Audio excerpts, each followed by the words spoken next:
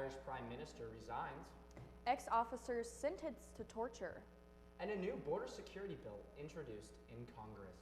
And today on Real Talk 2024, we'll be joined by Dr. Thakkar, and we'll be talking about the Haiti crisis and Russia-Putin's election.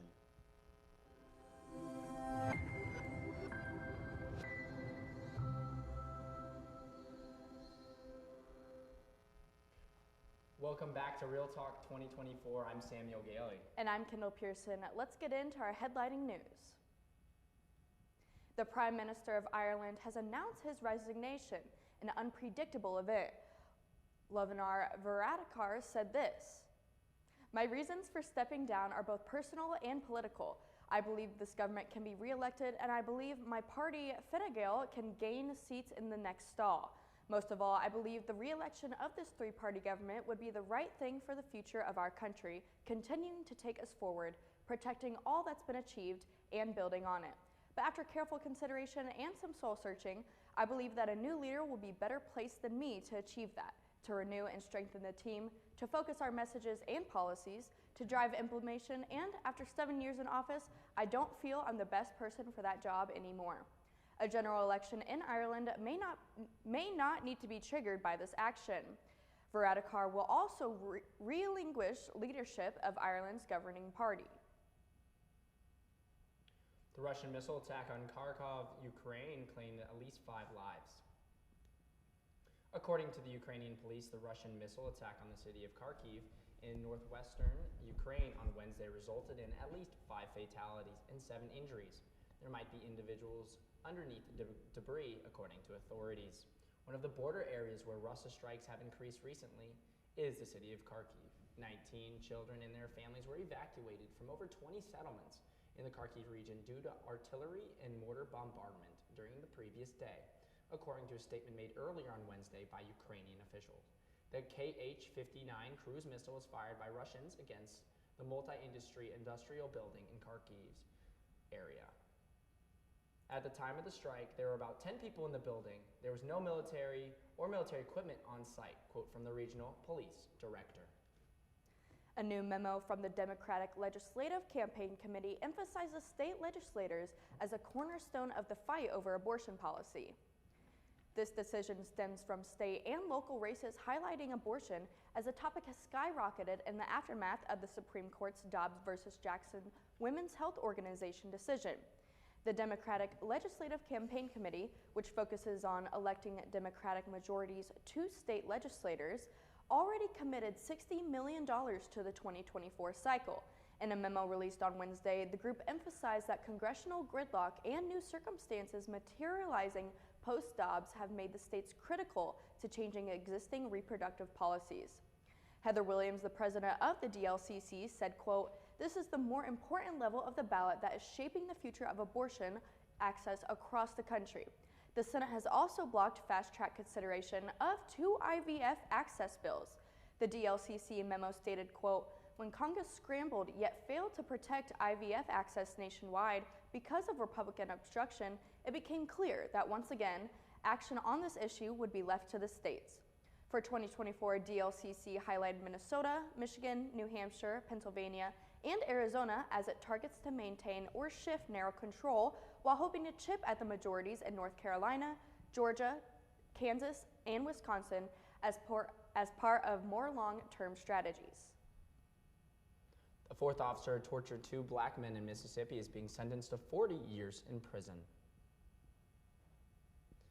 This is the federal judge's most severe sentence so far. Rankin County Sheriff's Deputy Christian Dedmon is a part of a group of white officers who illegally entered the man's home and brutally attacked and tried to sexually assault them for nearly 2 hours while subjecting them to racial hatred. Officers also say the squad shot one of the men in the mouth and left him while planting a gun and plotting a cover story, the judge said. Dedmon committed the most shocking, brutal, and cruel acts imaginable. Here's more on the story. The governor of Texas, Greg Abbott, wants to start enforcing SB 4, the state's new immigration law that he signed last year. Legal tug of war.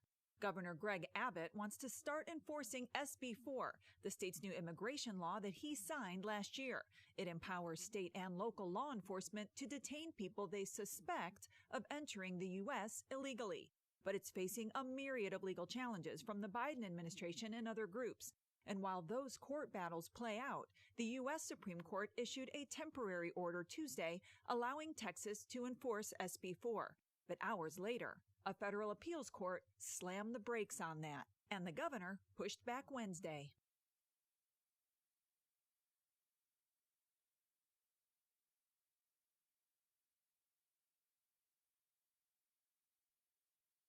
SB 4 has sparked protests, and critics say it greenlights racial profiling.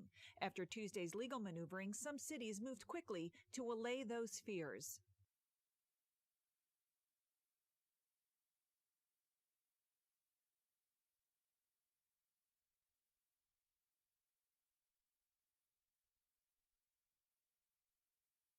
But exactly how it will work is now back in the hands of the Fifth U.S. Circuit Court of Appeals, for now, with the governor, the state, and the eyes of the nation watching.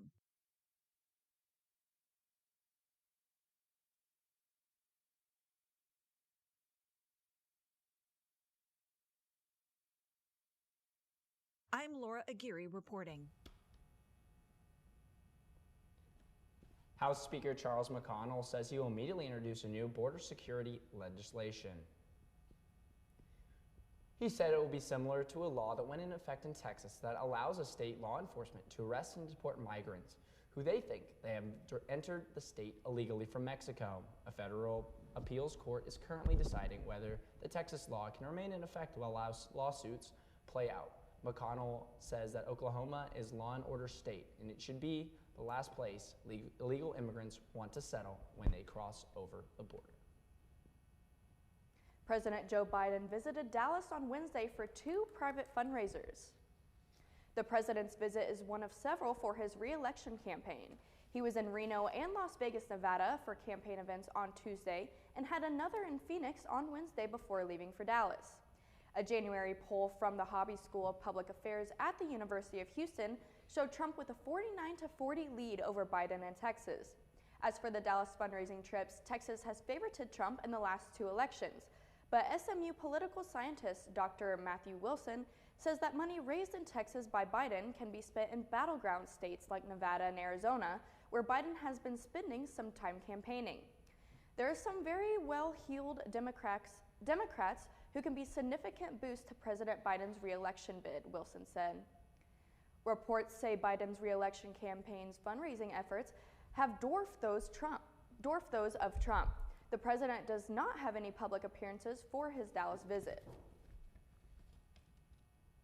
Donald Trump's campaign on Wednesday called for donations from 1 million of his backers, warning he could lose his New York properties 2 days after a former president failed to secure a bond to cover $454 million judgment in a civil fraud case.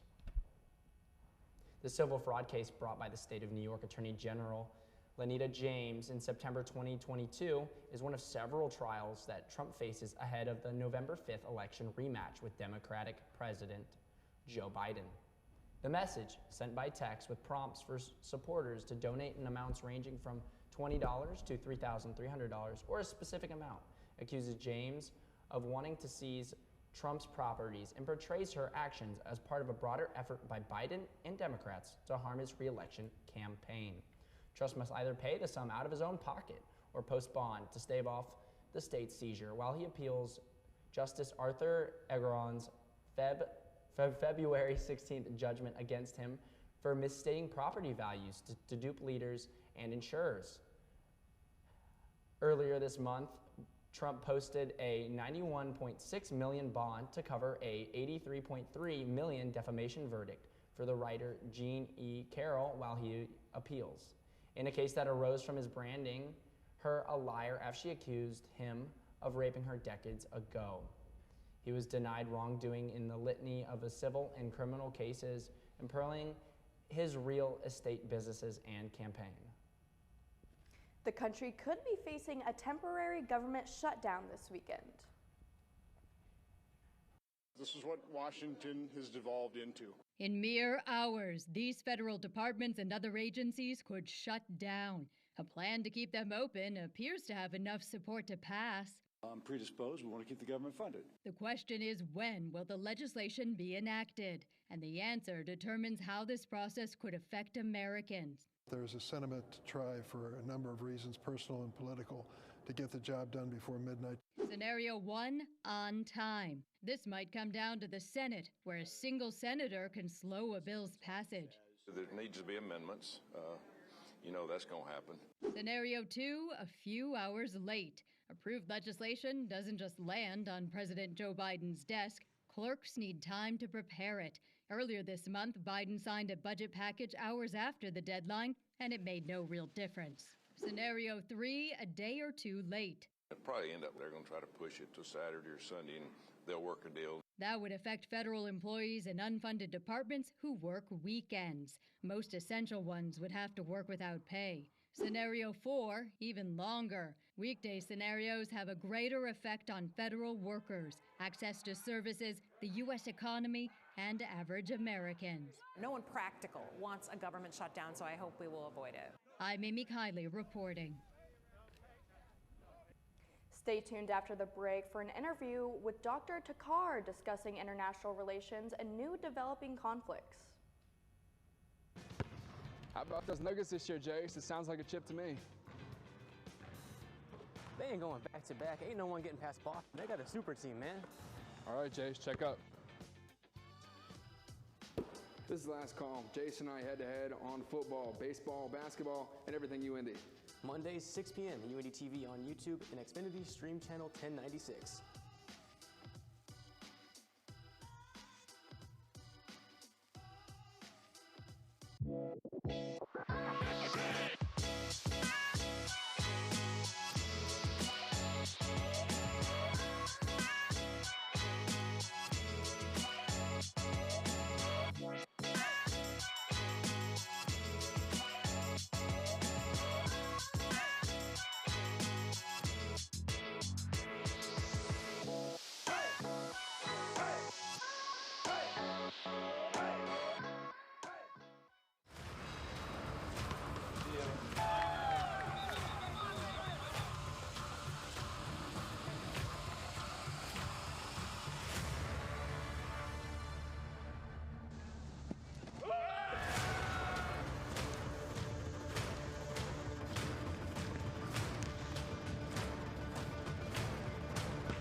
We'll leave it to our actual athletes.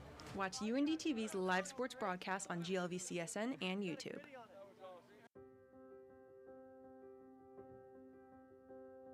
There's often a moment when you're helping somebody with math where they just suddenly get over that little barrier and they get it. It's a nice aha moment, and I really like being involved in helping students achieve that moment. And we do get a lot of those here in the tutoring lab.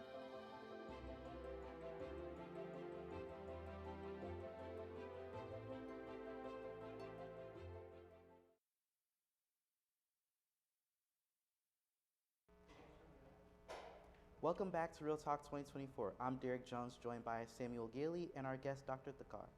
Dr. Takar, how are you doing? Very good, thank you. That's really good. So we're just going to be talking about the Haiti crisis. So recently, over our spring break, which was last week, 3,000 prisoners escaped from a Haiti prison and released other prisoners in other prisons, and then basically overthrew the Haitian government. Would you like to elaborate more on the situation? Because I know there's no foreign aid as of now being sent to help Haiti. What's happened is what we call a failing state, and Haiti is pretty much there. Since January 21, when the last president, lawfully elected president, and I use the term lawfully a little being charitably, was killed, there's been a breakdown of law and order. The interim president, who was the prime minister, Henry, has not been able to bring about the law and order that was desired. And so there have been gangs roaming, kidnapping has become an industry, and this adds to Haiti's stories of war that have been going on for many, many years, but especially since 2010, when there was the first of 2 earthquakes, and then there have been tropical storms. So essentially, what was a bad enough situation became worse because the government is not in power. It's not able to do anything. But Haiti has many other problems. Okay. Because I was going to say, like, their police force didn't seem prepared for the situation. It didn't seem like they actually had a military presence at all. So is there other examples of failing states around the world other than Haiti? Yes, of course. Somalia is a perfect example. You've got, it's not even a country anymore. There's Somaliland and, you know, the three, four little parts of it, Puntland and others. Afghanistan was a failing state for many years during the civil war. There have been other cases where they're on the brink of some sub-Saharan African states. For a time, Burma in the 90s, and Cambodia as well at one point. But Haiti, I think, currently is the worst failing state in the world. So do you think the way to, I wouldn't say fix Haiti, but help Haiti get its legs back, does that require an outside presence? Or what is Haiti going to require going forward? Because, I mean, you're talking about thousands of prisoners now on the loose. They're put in there for specific reasons. They're back on the streets. In the grand scheme of things, what are they going to require first to at least get their foot in the door of sort of trying to recover from all of the things you just mentioned?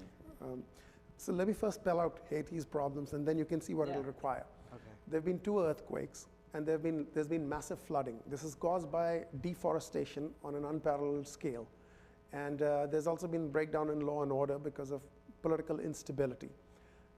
Haiti's never had a truly democratic government at any point of time. Its most infamous government was when father and son, Papa Doc Duvalier and Baby Doc Duvalier, ruled for 30 years between 57 and 87. Now, the flip side is on the other side of the island of Hispaniola, you've got the Dominican Republic, which is exporting stuff, has got tourism. Haiti had 148,000 people visit as tourists last year. The Dominican Republic had something like 5 million. So what will it require? I think first of all, it will require an international presence, but it'll require not just the US, but other countries to also chip in to try and stabilize the situation. Maybe a United Nations force of some kind will need to be sent there. Haiti is not considered very important because there's no oil there, and that's usually what attracts international forces that maintain peace. But once there's some stability, then elections can be held. Massive aid needs to be pumped in there in terms of food, in terms of medications that are crucially missing. And then long term, there'd have to be some sort of World Bank and IMF plan that secures this environmental damage that has been done. It'll have to be remade, redone, and possibly intervention in terms of a Central American initiative to try and bring Haiti back into the global economy. Right now, it's a pariah. So with that being said, I mean, the United States, sorry, when I refer to the United States is involved with Ukraine, funding with Ukraine. We're involved with funding Israel, or obviously we're stepping back a little bit from that due to new allegations, stories popping up every single day. Do you think the United States could help fund Haiti as well? Or are we taking this approach to like, oh, we can help everyone because we're the United States? What is too much, do you think, for the United States? That's difficult to answer because there's so much of money that the United States had as its disposal when it comes to funding all kinds of programs, and also the money that has gone to Israel has been phenomenal, Ukraine, but Haiti has not really been receiving all that much. The second thing is the recognition that most people think of Haiti as a basket case. Not much can be done about it. And so there's a bit of despair. During the Trump administration, he had stopped the refugees from Haiti from coming over and actually deported a bunch of them. And while Biden has relaxed some of the rules, his administration has also deported a few. So there's this sort of image of Haiti as being beyond redemption, which is very sad for the country. So I'm not sure if there's a dollar amount I can point, but at this point, I think anything that goes into Haiti is a plus because they're on the negative side. I was going to say, because it said on the news earlier via CNN, Kenya was going to send military troops and police officers over, but lawmakers are stalling that because they say they feel like the president is only trying to profit from sending troops over. What would the president possibly be profiting? The president of Kenya? Yes. The United Nations pays a handsome sum of money if a country's soldiers are involved in peacekeeping abroad. I'm guessing Kenyans were involved because, African country, you're going to an African American country or Afro-Caribbean country, and so they would be more welcome. They would be also trusted a little more. But yeah, it's quite possible that the Kenyan president volunteered so that you get a really big sum of money. But I think they would be needed. You do need foreign peacekeepers out there to maintain some sort of law and order, people who are not part of the malaise that has gripped the country. Well, I mean, Derek, speaking of law and order, we're going to switch it over to the whole election in Russia. I know I've seen a couple videos of voting polls in Russia, and it shows a Russian soldier like going into the stall, and I don't know if he's checking for papers or he's checking to see who the guy voted for, but Putin wins, I think, with 87% of... 87%. Yes. Do you believe that just personally? Do you believe that, or do you think the numbers are a little skewed as he wins again? I talk about democracy in many of my classes. I work on democratization. You have some countries that are liberal democracies like the United States, Norway, Britain, France. Then you have electoral democracies like Turkey and India, though India is now being called an electoral autocracy. Russia has none of them. They gave it up. They are a pure and simple authoritarian country, dictatorship if you want. And Putin came out about 5-7 years ago and said, liberalism is over. Clearly he doesn't believe in it, and he doesn't.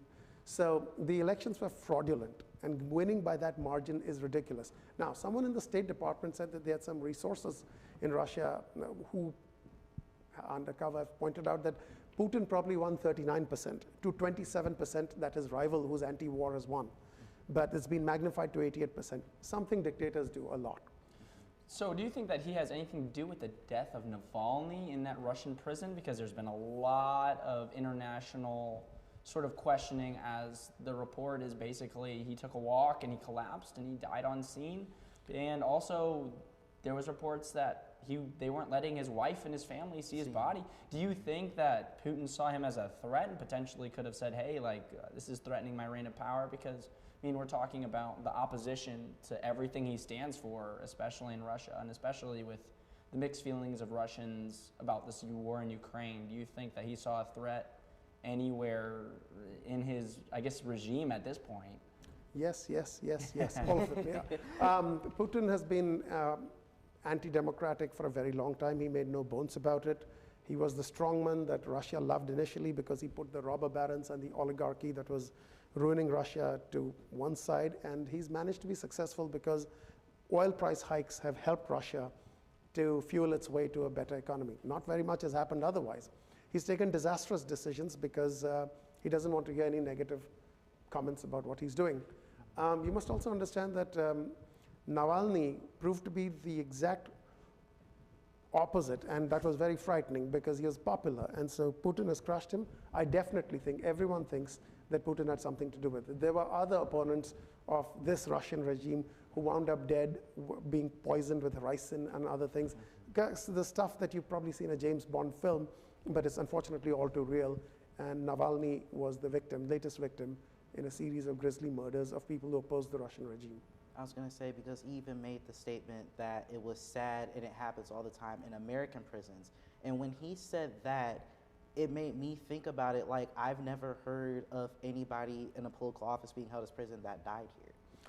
That's true. That major national leaders have never been imprisoned in the same way. It's not likely to happen, though President Trump had made some dire threats about Hillary Clinton, and that mercifully didn't work out. But America is a long way from this. Again, in Russia, the institutions have failed. It's not a democracy because there's nothing to check and balance, something that we have a lot of in the United States. You are members of a free press, a media that is active, and then you have other institutions like the judiciary, like the legislature, even the military, which has been known to voice its disapproval. None of that happened out there in Russia.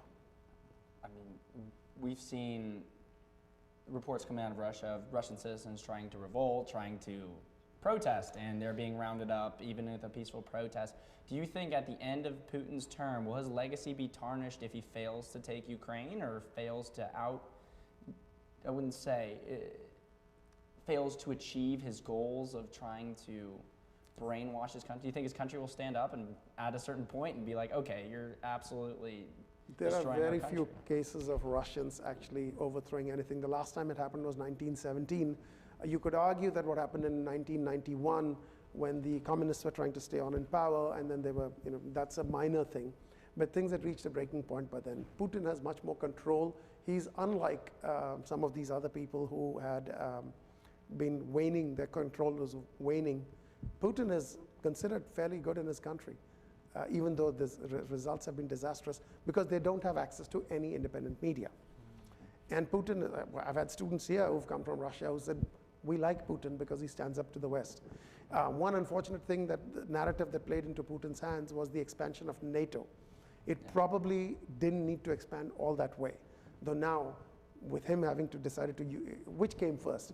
Was Russian pressure on Ukraine to return to the fold the first thing, or was it that NATO was pushing Putin into behaving that way? I think Putin would have done it. He was seized upon an excuse, but I also think that perhaps it need not have happened that way. But at the end of the day, I don't think Russians are empowered enough to revolt. Remember, Prigozhin, the leader of the Wagner group, was told to take a flight, and the entire flight went out. So. Yep. Well, thank you so much for joining us, Dr. Zakar. And we will be right back after we join Kendall for a discussion after the break.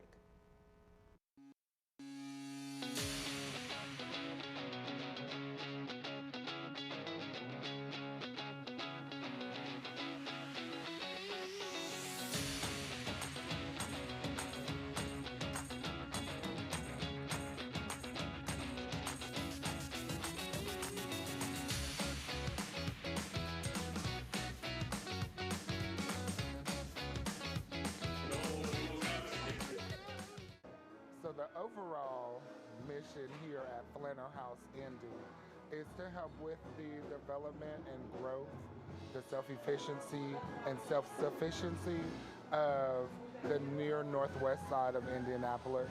When the Double Eights closed in the area, that left the near northwest side a food desert. So Brandon Cosby, the executive director of Flanner House, started with the Flanner House Farms, where they grow fresh produce organically for the neighborhood around. And then later on down the line, Cleo's came about. So we're here to help with the sustainability of getting fresh food at cheap prices to the locals around. Black owned, Black ran. That's the gist of Cleo's for the most part.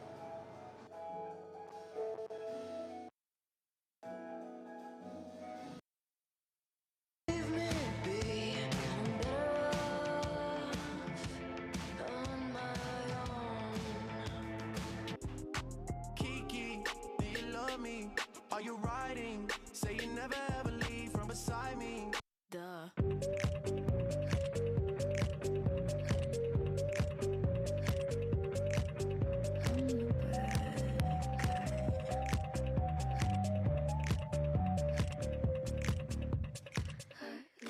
Welcome back to Real Talk, and we're here joined by Kendall. Kendall, what are your thoughts?